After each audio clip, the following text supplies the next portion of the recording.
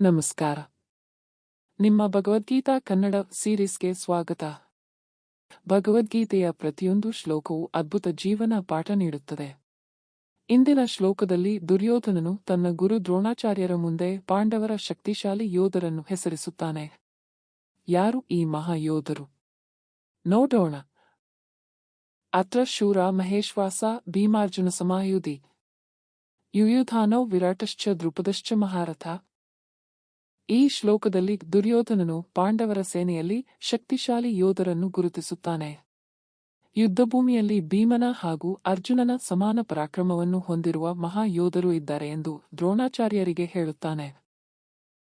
ಈ ಶ್ಲೋಕದಲ್ಲಿ ಪಾಂಡವರ ಸೇನೆಯ ಕೆಲವೊಂದು ಪ್ರಮುಖ ಯೋಧರನ್ನು ವಿವರಿಸಲಾಗಿದೆ.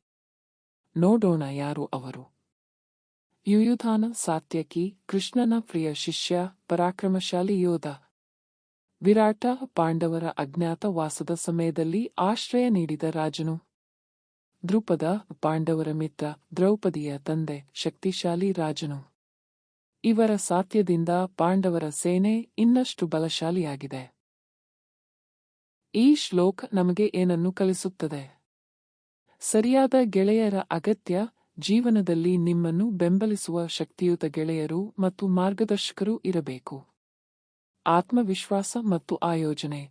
ಪಾಂಡವರು ತಮ್ಮ ಸೇನೆಯನ್ನು ಸುಸಜ್ಜಿತವಾಗಿ ರೂಪಿಸಿಕೊಂಡಿದ್ದಾರೆ. ಜೀವನದಲ್ಲಿಯೂ ನಾವು ನಮ್ಮ ಗುರಿಗಳನ್ನು ತಲುಪಲು ತಂತ್ರಬದ್ಧವಾಗಿ ಕೆಲಸ ಮಾಡಬೇಕು. ನಾನು ಯಾವ ಬದಿಯಲ್ಲಿ? ದುರ್ಯೋಧನನು ಪಾಂಡವರ ಶಕ್ತಿಯನ್ನು ಅರಿತುಕೊಳ್ಳುತ್ತಿದ್ದಾನೆ. ನಾವು ಸಹ ಜೀವನದಲ್ಲಿ ನೈತಿಕವಾಗಿ ಸರಿ ಇರುವ ದಾರಿಗೆ ಹೋಗಬೇಕೆಂಬುದನ್ನು ಕಲಿಯಬೇಕು. ಈ ಶ್ಲೋಕದಲ್ಲಿ ಮಹತ್ವದ ತತ್ವಶಾಸ್ತ್ರವಿದೆ.